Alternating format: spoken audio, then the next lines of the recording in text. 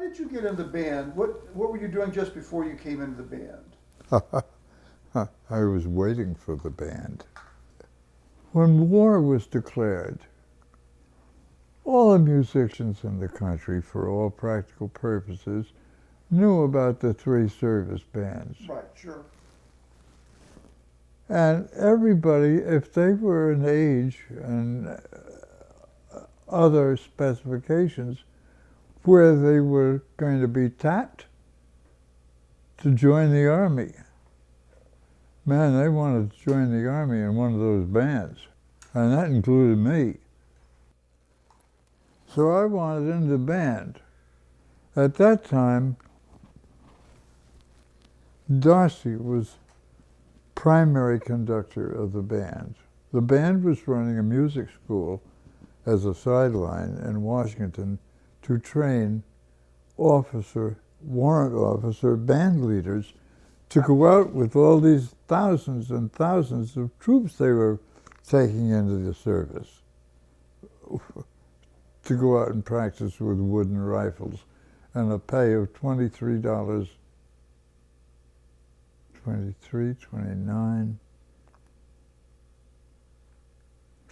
or $29 a month. I auditioned for Darcy. Darcy had an old guy on euphonium who was about to retire, and he wanted me to fill that chair. So he put notation in the file which in essence said, "Get this man." So that sat in the file waiting for a guy by the name of Jack Ubet to retire. So if that guy retired, there was a chair for me. And Darcy had said, "Get this man." And Darcy became ill and was in Walter Reed Hospital. And there was a static situation, which means I'm out there facing a draft board up in New York, hanging on and hanging on and hanging on. And finally, I got a notice from my draft board. Either you make a move, you get in there damn quick, or we're calling you. So they're going to call me into the draft. I went to Washington. I found out I wanted to see Darcy, but Darcy was in the hospital. Carl Hubner was assistant or associate conductor, and he was on the loose. He was running a show.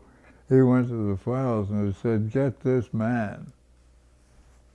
So he came back, and we had a guy in the band. He was basically an arranger for the band, the old TUSAB band, by the name of Clarence, or Fats, Hurl. The Pentagon had just set up the demand for a ceremonial band.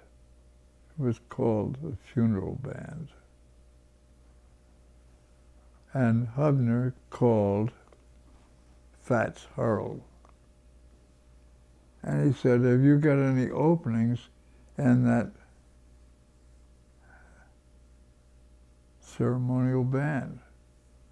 And Fats said, "Yeah, I got an opening on tenor saxophone." See, in high school I had my own combo.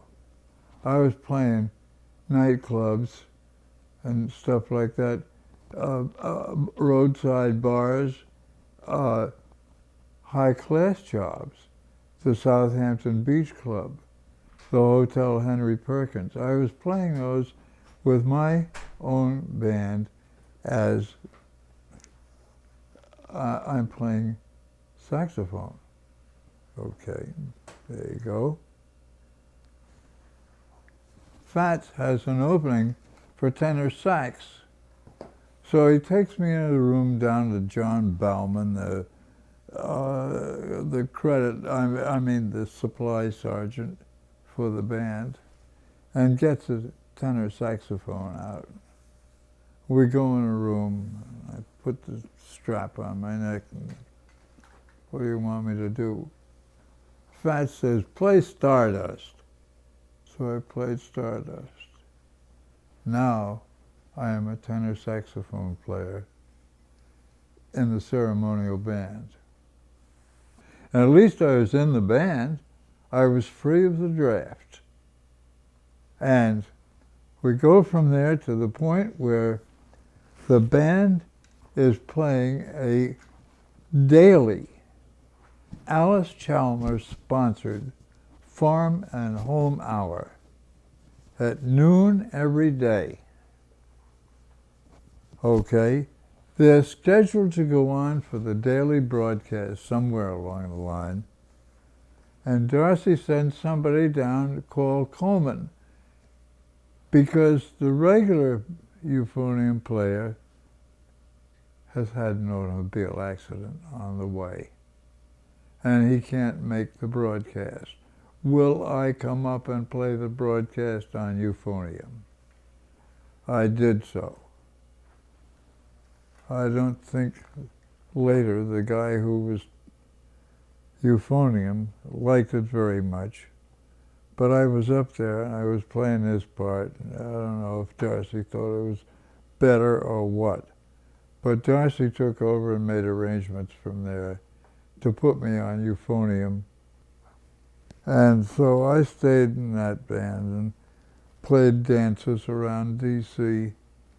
that the Army band was supposed to play music for. I could play anything. I could sight read anything. And we had another player, a famous Tony Miranda, first chair horn. Tony was like me. He was piano player in the dance band for the ceremonial band. Tony and I had an arrangement at the War College where we were supposed to be stationed. You could go out, I don't know what it was, 2 nights a week, 3 nights a week, or what. I had a 1939 Buick coupe. On the nights that I was free to go off station, go out in the city, on those nights, we put Tony in the trunk of my Buick and drove out.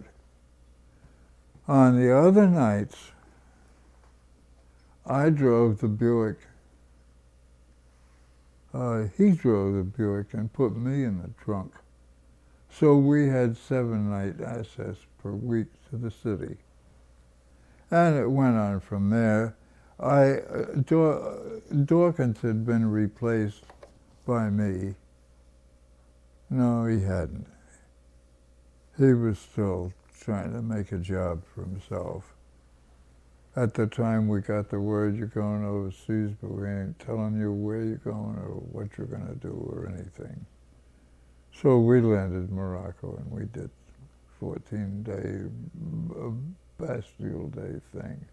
Well, tell me about that first parade and concert in Morocco. It was unbelievable, unbelievable. You have never seen so many thousands and thousands of people lining the streets of Casablanca and cheering that band everywhere it went. God, they cheer and cheer and cheer. I thought they'd never give up. And they held a dance for us after the parade. And we did that. And we went to the dance. And of course there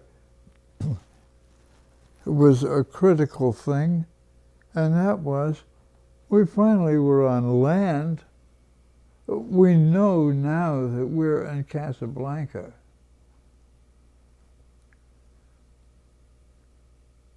So you're going to write letters home.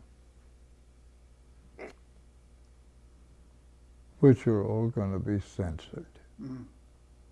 So you go through the whole censorship process. And eventually we get orders, transfer, to go to Algiers and get the hell out of Casablanca. And we did. A trip across North Africa, across the Ural Mountains to get to Africa. It's got a couple of funny spots in it I can tell you about. Well, the train they gave us to go to Algiers consists of 48 cars. 48 cars are a French vehicle left over from World War I, carry 40 horses or 8 men. And that's what we had. Some of the guys were in 40 horses, some in 8 men. The accommodations for sleeping, like all French and English cars, these have, for each seating cubicle, they have a luggage rack over the top of the bench-type seat. And the luggage rack holds a package that contains a hammock. And you string the hammock on the luggage bars across the top of the compartment, and that's where you sleep. It's sleep time. I don't know if it's midnight, 2 o'clock in the morning, or what. The train that we're on has one locomotive, and it comes into a station in North Africa, a town named Oujda, O-U-J-D-A, O-U-G-D-A. And there you are. And it takes on water and whatever the hell it needs, and goes on up the mountain. Whatever they've got on there, there's too damn many 48 cars. Well, even a step before this, we got a supply man for the band named Bill Williams, Willard Williams. And on the back of all Army Jeeps are 2 racks on the back, one on one side with GI cans, is what you call them, containing water, and the other with GI cans containing food.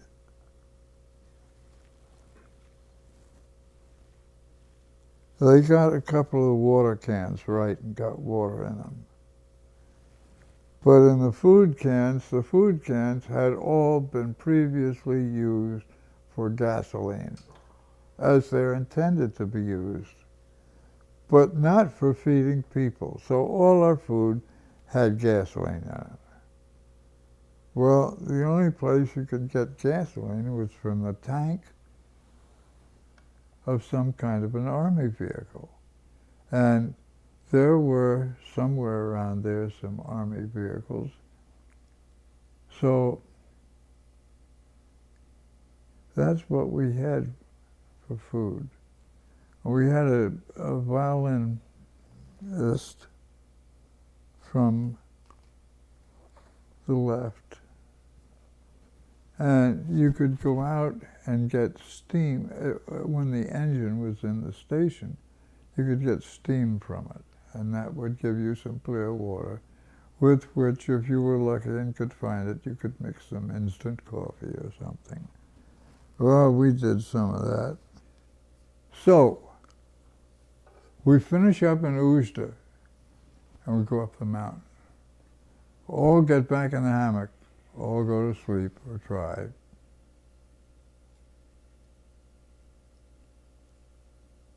A damn train whistle wakes us up an hour later or something.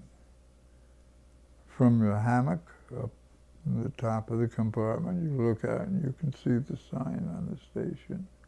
Ujda. Again. We visited Ujda 3 times over, at least, that night. We go up, get halfway up, the goddamn train can't make it, comes back. You look out to see the station, Ujda. Again. And again. And again. Finally, toward morning, they got a second engine on, so now they got 2 engines. Now, finally, they can get over that damn mountain with the 40 and 8s. So that, from there on, it was pretty much clear sailing into Algiers. But that's part of the story of how we got there. When we got to Algiers, of course, it had all been bombed out. Next question.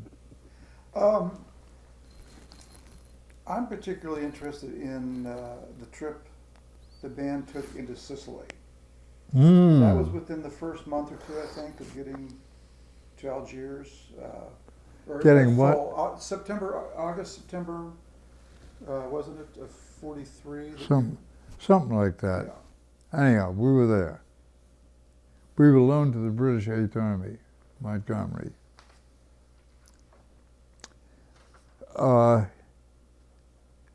When we were loaned to them, we had to go overland to Philippeville and then get a troop ship from Philippeville over to Sicily. I think the point of landing in Sicily was Ragusa. That was a funny one. Sicily, it's habit for the people, their whole life. Come 5 o'clock in the afternoon, you go in, you take the kitchen table, bring it out on the sidewalk. You go in and get the mandolins, bring them out. You go in and get the wine and bring it out. They know every aria in the book, frontwards and backwards, and they're singing them all, and we sing along with them. 5 o'clock every day. Clockwork. So we got another one. We're stuck in a railroad in Ragusa. The Ragusa people haven't seen any good food in months. But in this same station is a British 8th Army food carrier. And it's just sitting there in storage like us. It's not going anywhere. So Burke and I go out and steal a 50-pound bag of flour off the British railway car.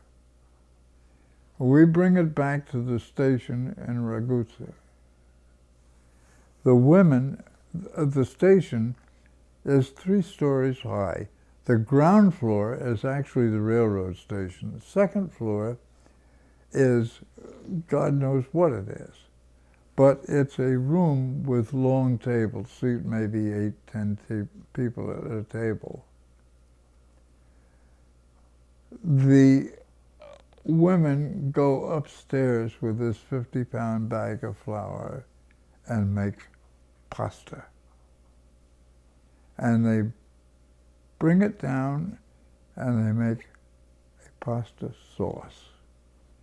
And then they teach us, about 5 of us, how to make macaroni shells. And we made macaroni shells enough to feed an army for 6 months. And we had, with their sauce and their shells, we had an Italian dinner like you wouldn't believe. They had all the salad, the flavorings and everything. What they didn't have was the ingredients, and we had the ingredients. Boy, that was an evening to celebrate. It really was. The songs were good that night. Anyhow, we stayed there for a while. We went on and we heard Montgomery make a speech to his Eighth Army, and he said, "Gentlemen," and not his exact words, of course, "Gentlemen, I want to tell you, they have been out in the Far East for 6 years. The ship, the only ship they got, has been out there for 6 years. It is in the most rotten condition you can possibly imagine." And they get aboard. He makes a speech to them and he says, "Gentlemen, I'm here to tell you that we're going back to England. It's our next station." Jesus, the roar after those 6 years, you couldn't believe. And he said, "I'm going to tell you how we're going back. They have landed in the south of France and Sicily and so forth. We're going back by taking France. And we're going to march from here through France, taking out the Germans and getting to the English Channel, and we'll be home." Groans, groans, groans. That's all they've heard. That's all they heard in six years. During that period, they came around with cigarettes made in India to issue to the American troops. One day you might get 2, one day 1, one day nothing. We call them Gandhi's revenge.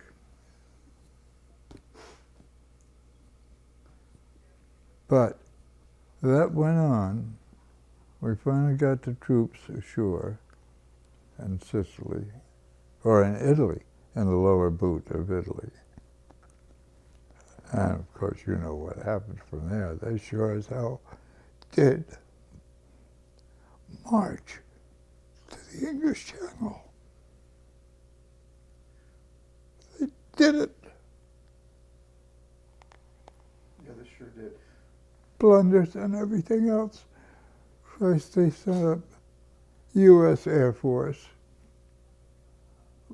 bombing the American troops landing on mainland Italy. They didn't know what the hell they were doing or where they were doing it or why. It was terrible.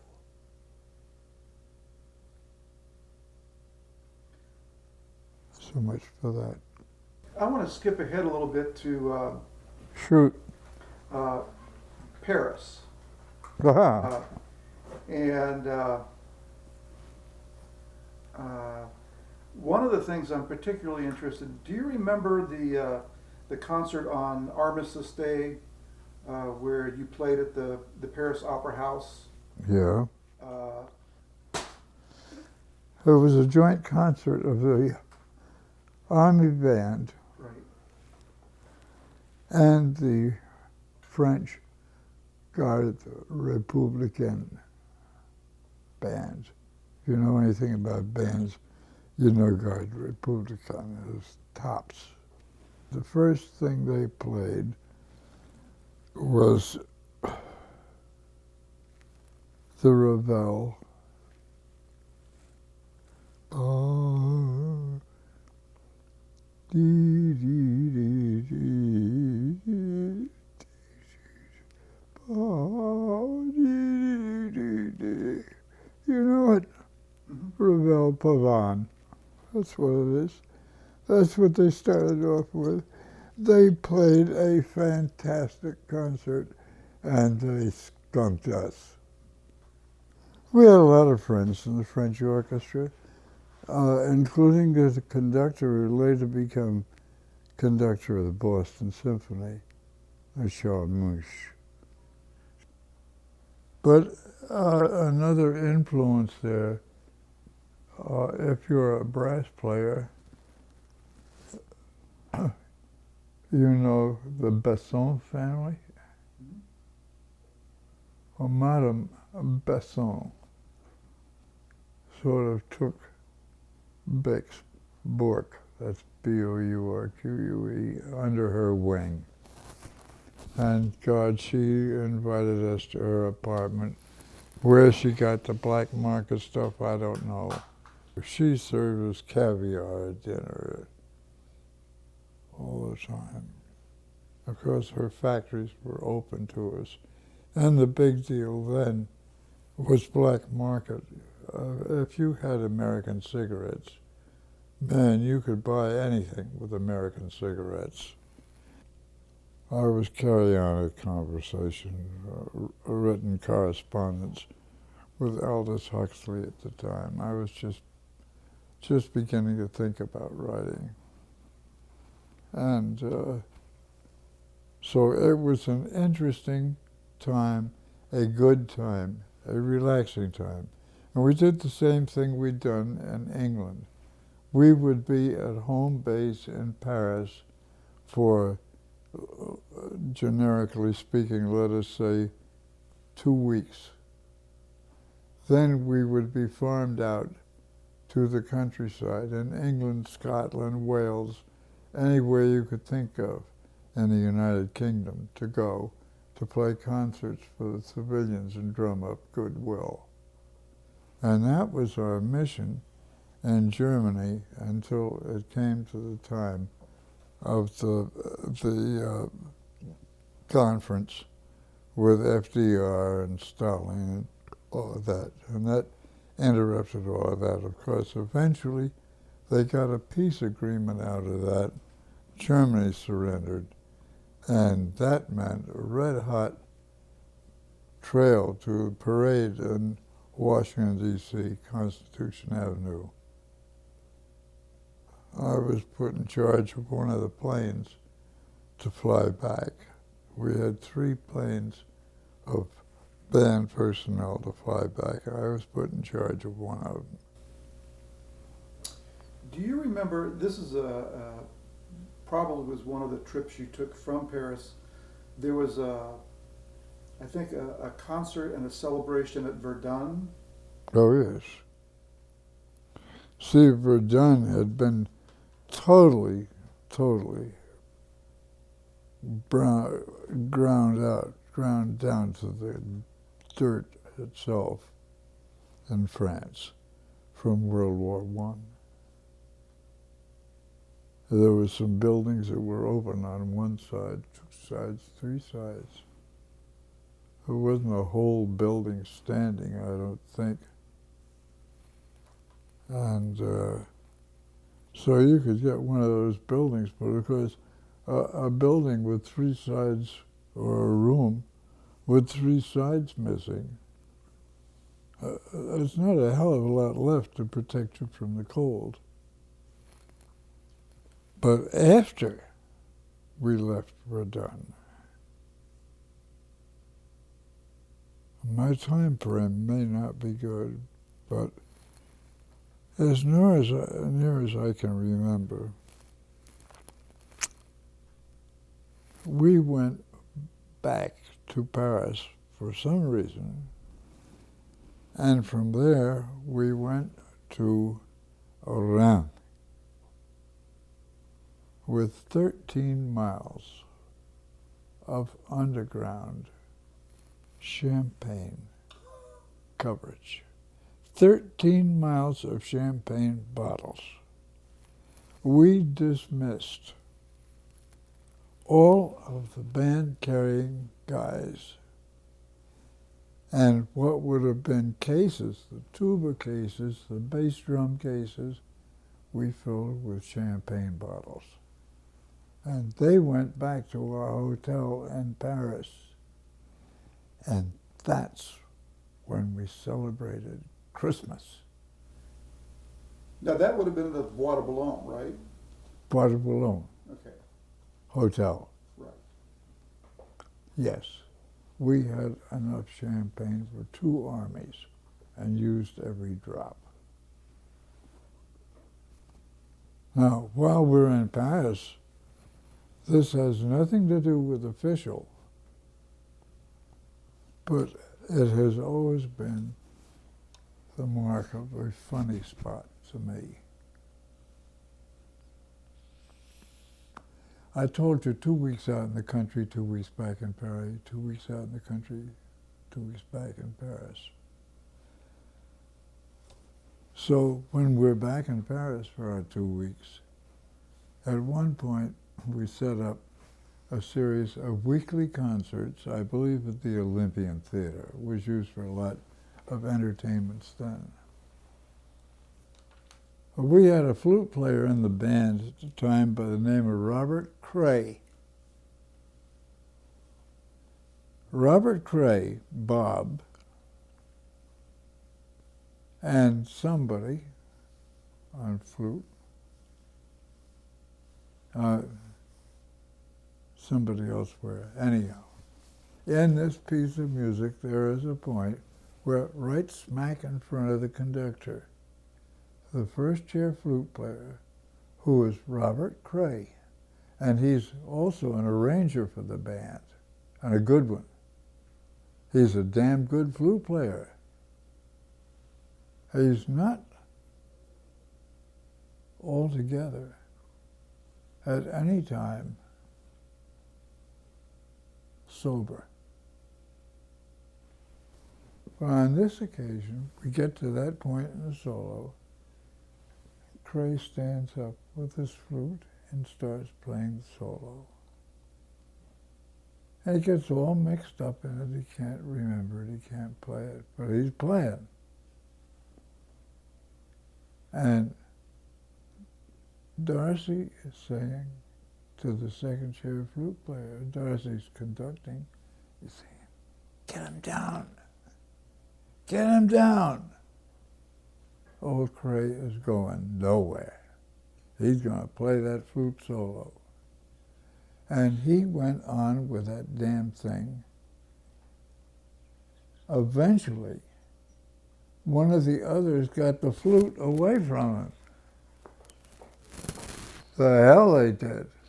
They took the flute, but Bob went on playing the flute with his fingers.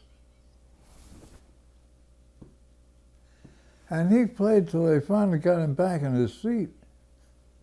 When the concert was finished, there was Cray with his flute, and there was Joe Brown, a timpani player. Joe Brown never got the note right half the time. The half the time that he did, I don't know how he did it. But we didn't call him Joe Brown. And I remember this is a timpani player. We called him Joe Brown. Get the right note in there somewhere.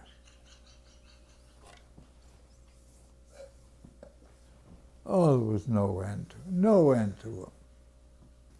In Algiers. Algiers is on a mountainside going down into the harbor. And I used to get decent meals. You couldn't get decent meals some other places. I used to get decent meals by going down there and going aboard the submarine. On the submarine, man, they had food, and I mean food. And I had a wife. Not my wife then, but she was to become my wife, but meantime I had her. And she kept me loaded to take aboard the submarine. Bottles of teacher's scotch, poured half empty for other bottles, half filled with water. Just like speakeasy days, watered down scotch.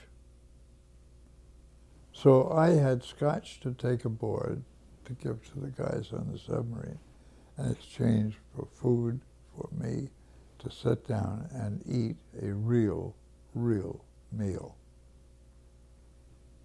And that was pretty good. You gotta make your own way. During the war, Zippo lighters were very common. Zippo lighters have a chimney. The chimney's got holes in it. A pipe cleaner can easily be gotten from the PX that travels from place to place. And the PX got pipe cleaners. You put a pipe cleaner through one of those holes in the chimney, twist it. Passing army truck, stalled somewhere for a change. Dip the Zippo in the gasoline. Pull it out, remove the pipe cleaner. You got fluid in your Zippo to light your cigarettes for a week anyhow. I had the only barbershop in Algiers, American barbershop, that had hot water. That's easy. You take a 1-gallon kerosene can of rations. You fill it up about that deep with sand. You make a circle of holes just above the sand. A helmet fits on it upside down, backwards, perfectly. Put it on, light a match. The helmet's filled with water. You got hot water.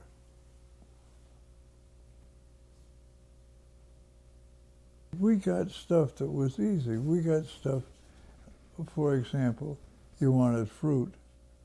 Now, you could get the local fruit, which was absolutely delicious, cantaloupe, honeydew, all of that. There was a drawback, give you dysentery. But the dysentery was worth it. Hell, go ahead and get the dysentery, get it over with, enjoy the fruit. And if you ate enough of it over a long enough period of time, you were no longer susceptible to it. The Army also had these anti-aircraft guns, and I forget what they were called. They were quite common. They bought a lot of them and stationed around. Well, the hill right in back of the monastery was one of those. They had those gun mounts. And if you went anywhere near one of them, you were the target. You were being shot at. So you had to make it a point not to go near. And to not go near, you had to know where the hell they were. On the top of the hill, an Arab woman had set up a thing with tables, like card tables, under an awning, and she made the best fresh tomato sandwiches you'd ever want to eat. And we used to go up after midnight. We'd cross over the hill to get to her place, to sit down with a light, a table, a plate, a sandwich, whatever, and enjoy it. And that was not just me. That was a lot of the guys. Loads of them every night. One question I had is, do you remember meeting Eddie for the first time, and just maybe something about Eddie when he first joined the band? Eddie Jenkins. Eddie, yeah.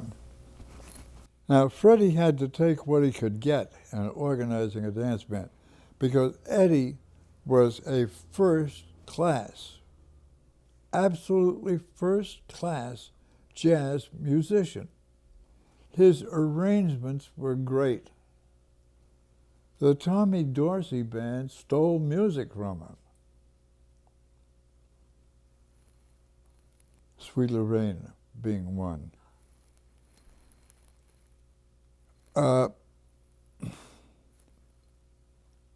He had to take what he could get. Well, the best he could get in a jazz drummer for that band, which is playing the high-class work, the high-class jobs. And we're playing Paris. And they're playing a UFO club. And Eddie is constantly sitting in. And Freddie recognizes right away, this guy has got it. I want him in this band. And Freddie had enough influence with Darcy, and Darcy had enough influence elsewhere, that they got Eddie in the band. Now, I had nothing to do with that. I didn't even know about it till it was all done. What about the concerts in England? You were in London for a while, then you did touring. There was a special vehicle designed to carry a Hurricane flyer, a Hurricane combat plane, knocked down, the wings off, but it was designed to carry a Hurricane. And again, this is British Army. I don't know which British Army, but they stripped those things down, put seats in them, and that's what they gave us, 3 of them, for halfway comfortable transport on the roads in England.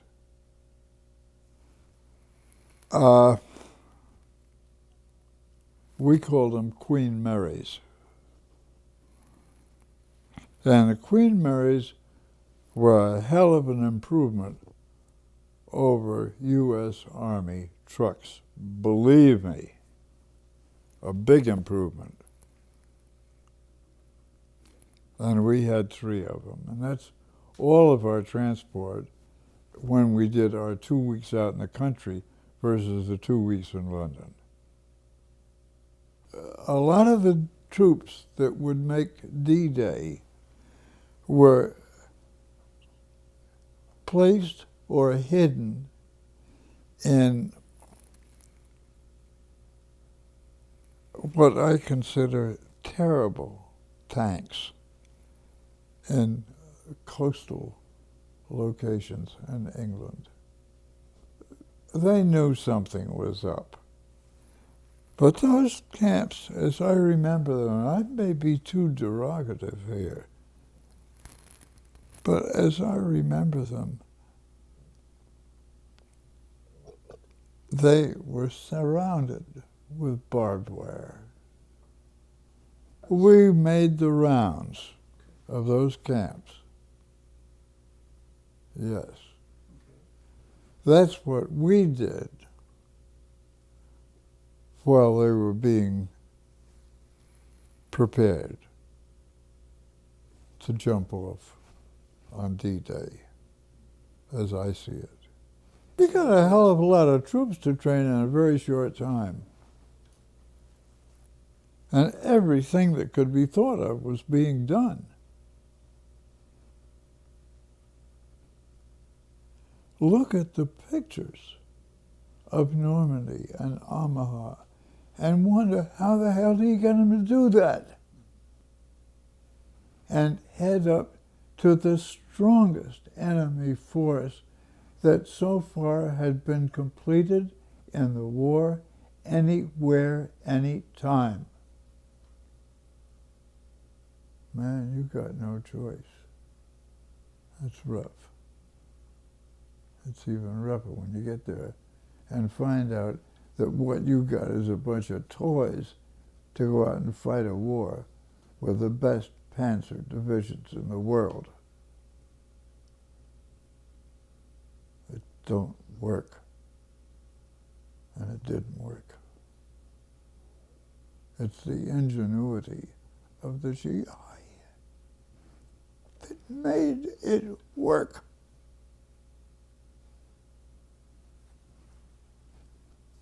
It's a god-awful sight to see.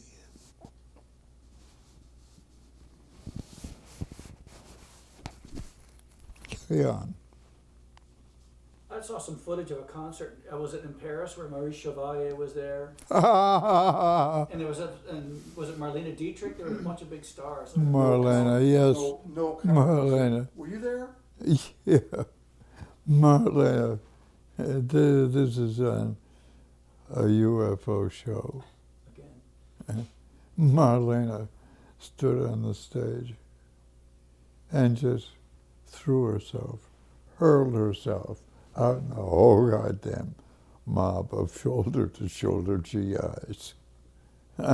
She was something. Comes intermission for the concert.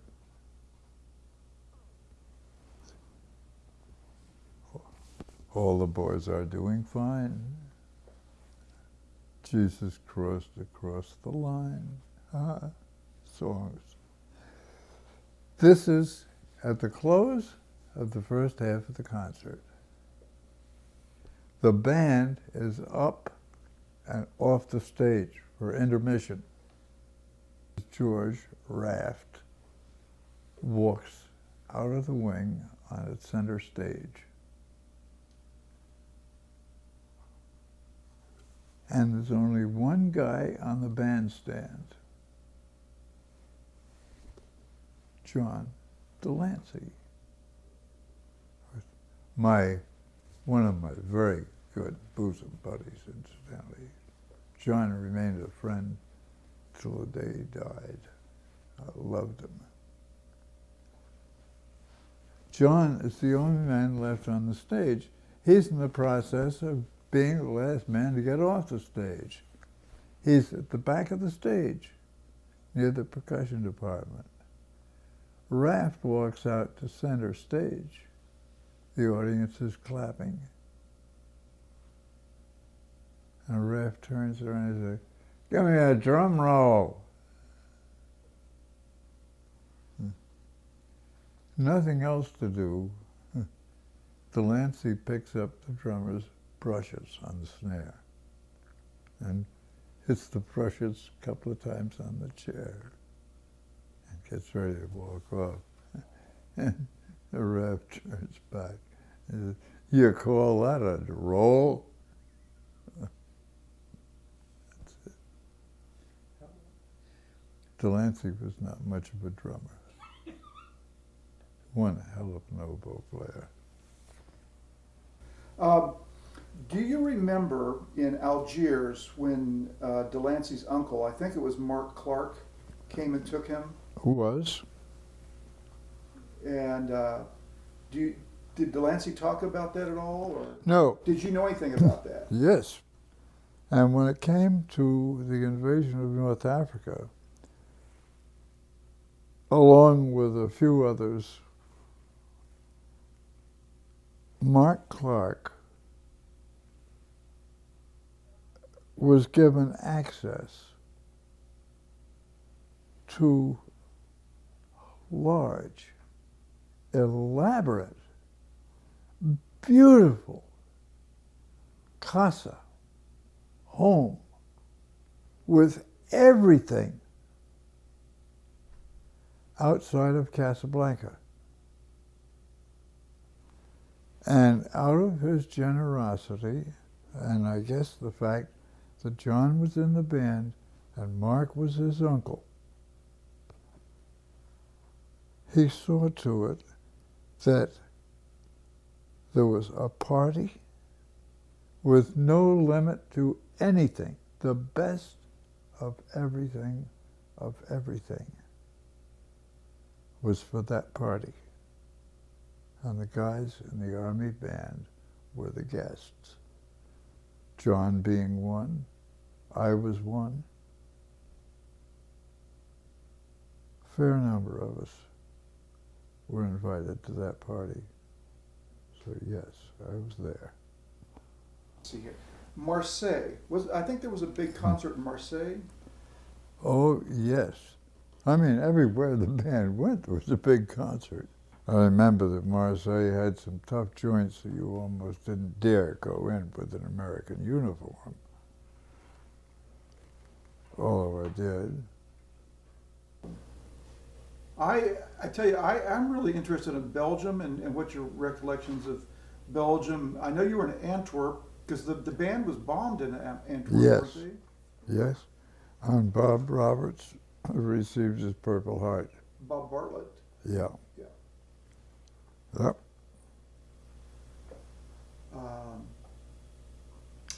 I know. Did you know Nick King?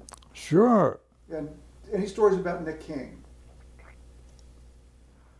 Huh. Because he was an Indian, right? Yes, he was, full-blooded. Well, Nick and I first came together. Problem with the Musicians Union in Washington, D.C. A lot of the guys who were in the dance band, and of course, see, after the dance band got going, in what I will call the post-war dance band, the new one, not the old John Pershing dance band, but the Freddie Woolston dance band. And all of that, we all played at one time or another. You had to make some money somehow. The Army sure as hell paid nothing. So we played gigs in all the clubs around Washington. Nick on tenor. I played tenor. Freddie played piano. I'm sure Eddie jazzed on some of those drums. And I will tell you, I'm not at all familiar with Eddie's legitimate playing. Apparently it got by. I never heard him criticized or anything like that. I never heard him loused up with any performance or any other thing. I only know that when I heard him play jazz, he was tops. One question that I remember I was going to ask you is, do you remember much about Camp Sartori? And anything stand out? Say it again, Camp Sartori, that was the first place you stayed outside of Paris at Versailles?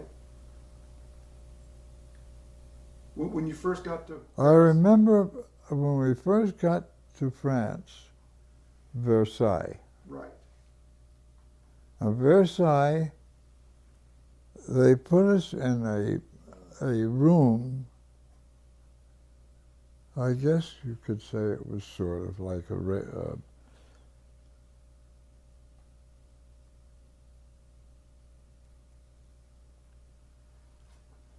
somewhere in connection in that building was a whole factory full of bicycle parts. Now, in England, riding along the Thames in the bicycle paths was a very, very gratifying thing to do. And we all had bicycles, and we all rode them all the time. So when we got to Paris and found this whole damn thing of bicycle parts, we started putting bicycles together. And we ended up with quite a few bicycles by the time they transferred us from Versailles to a downtown location at the Bois de Boulogne. There was a story, I think it was in England, where the band had a certain number of pistols, and there was an inspection of the pistols. Do you remember that story? Nick King. Yeah. Yeah. See, the Army kept trying to play Army with the band, and the band didn't want to play Army. But there were certain rituals that they had to go through. One of them, where you went in this one building, this was in Teddington, England. You went in this one building, you lined up, half the band was armed, half the band was not. The guys that had Colt 45s lined up in a line, and the inspector would come in and he'd ask questions and ask for demonstrations of what did you know?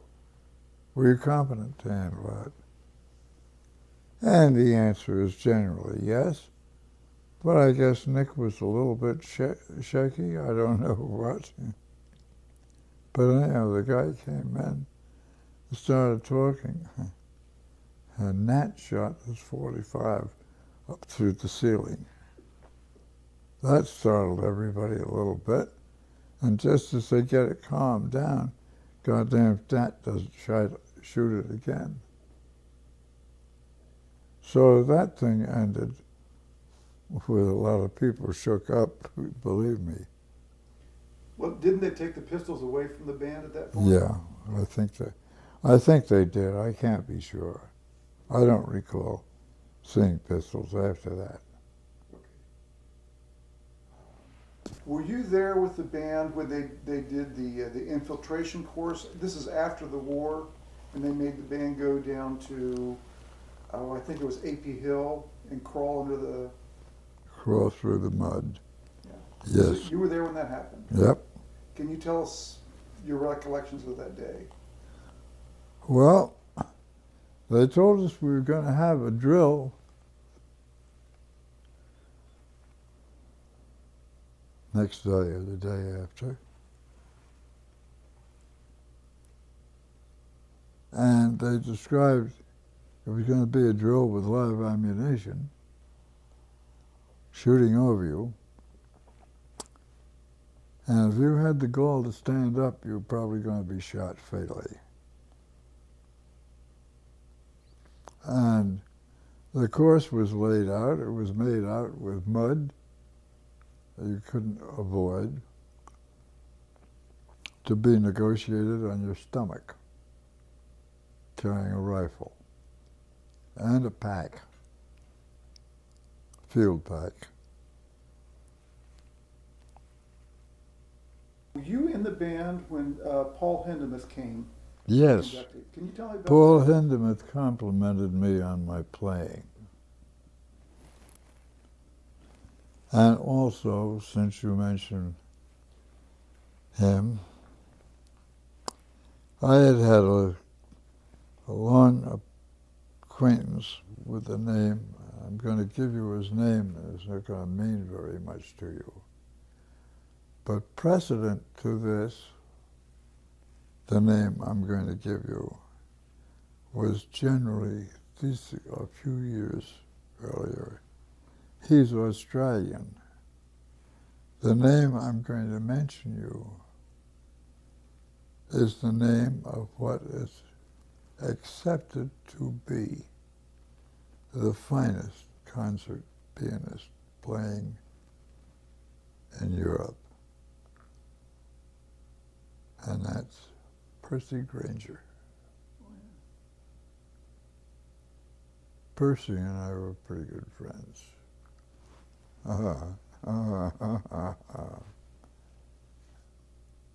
don't know if anybody's told you or not.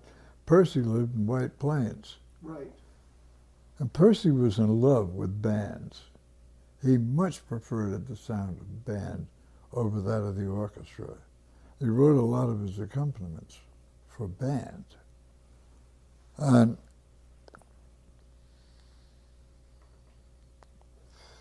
for a rehearsal, there's a lot of music to distribute. Percy and his wife would get on the subway in White Plains to come down all across Manhattan into Brooklyn to walk down Flatbush Avenue for a band rehearsal. High top, rugged leather shoes, a suit, wearing a suit made out of material. It's about 3/4 of an inch thick. Tall leather shoes, a hat. And he'd get on the subway in White Plains, where the car is practically empty. He'd go around all the seats in the subway, getting his music ready, organized to pass out. The block that we had our rehearsal on was a long block. By the time he'd arrive in Brooklyn, he'd have his music organized. And it's a walk to the recording studio. It's a long walk. Percy had the long walk. He was our Christ. He was 3/4 of a mile ahead of his wife. That poor soul carried the knapsacks, and all of that stuff. She came loaded, he came free-handed. But, yeah. So what band was it that was playing? Was it? Ernest Band. Oh, the Ernest Band. Okay. Yep.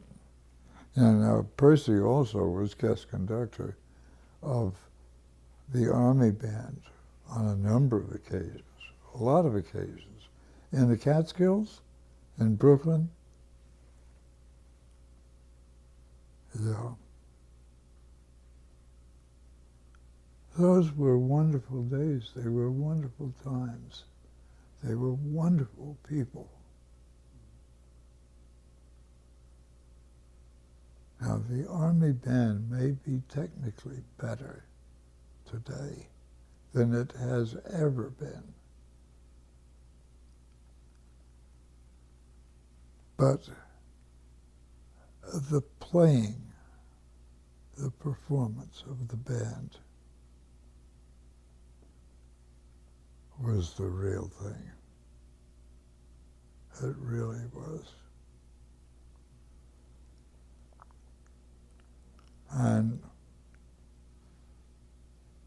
I don't know that I can be very dramatic and say, I will take it with me when I die. But I certainly will take something, a hell of a lot with me, that I don't think will be experienced again. Sure as hell, and this has nothing to do with the quality of the band or the music, sure as hell, the comedy. There was no end to it. It never stopped.